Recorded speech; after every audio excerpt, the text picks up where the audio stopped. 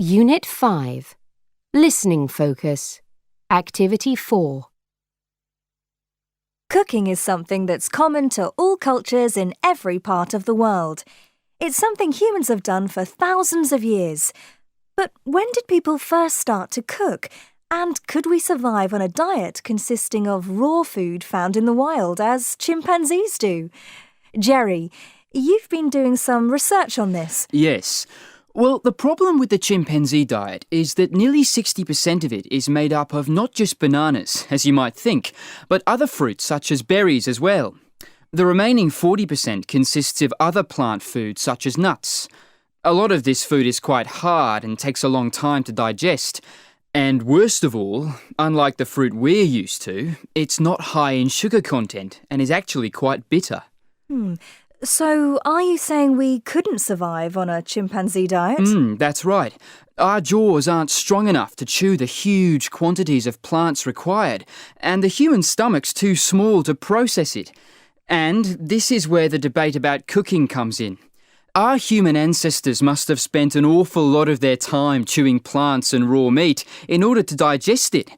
They might spend up to 8 hours finding things to eat every day, and then about 6 hours actually eating it, which left little time for any leisure activities.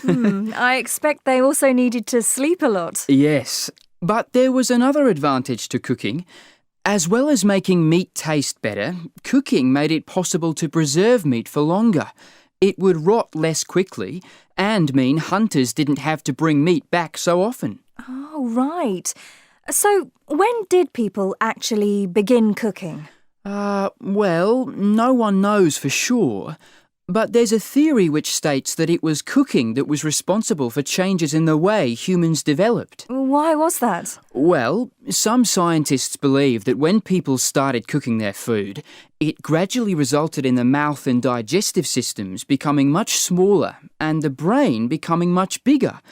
These changes took place over thousands of years, of course.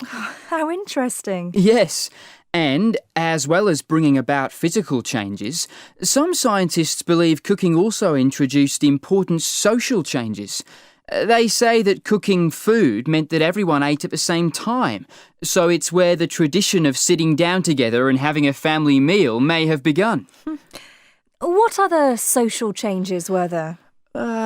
Roles between men and women were divided. The men caught the food and the women cooked it.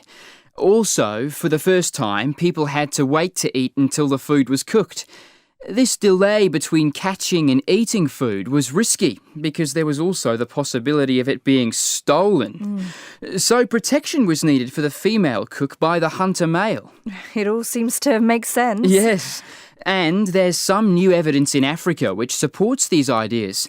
For a long time, scientists thought cooking started much later because in order to cook, people had to have fire. Until recently, there wasn't any evidence that early humans had discovered this so long ago. But new scientific tests have shown that they were cooking over 1 million years ago in parts of Africa. Wow. What about in Europe? We don't know for sure. But the earliest real signs of cooking that remain in Europe are from the Ice Age, although some people argue it was much earlier than this. So there's still some doubt about when cooking first began. I've heard people